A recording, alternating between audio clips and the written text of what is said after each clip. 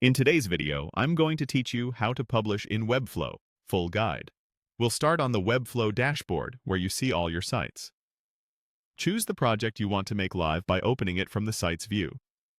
This takes you into the project's settings area. From here, look for the publish controls.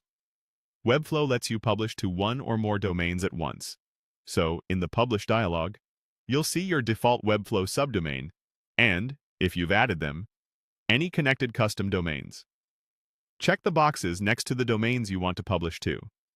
If you're just testing, publishing to the Webflow subdomain is a quick way to confirm everything looks right. When you're ready, click Publish to selected domains. Webflow will process your site, then show a confirmation. Close the dialog once it's done. Head back to your dashboard to continue working, or if you prefer to publish from the designer, open the project in Webflow's designer interface. In the top right corner, you'll find the Publish button. Click it to open the Publish menu. You'll see options for the environment. Choose Production to push your latest changes to your live site.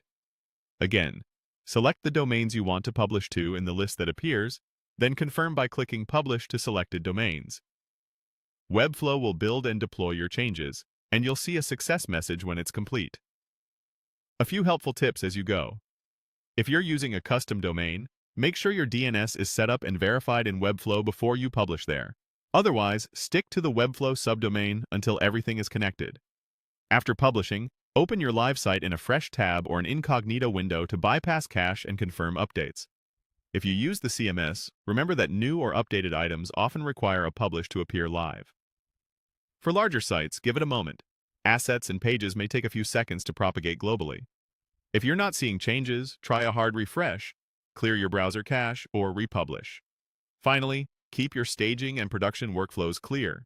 Use the Webflow subdomain to preview safely, and choose production only when you're confident your changes are ready for your audience. That's the complete process. Publish from project settings or directly from the designer. Select your target domains, confirm, and verify on the live site. Follow these steps each time you update content or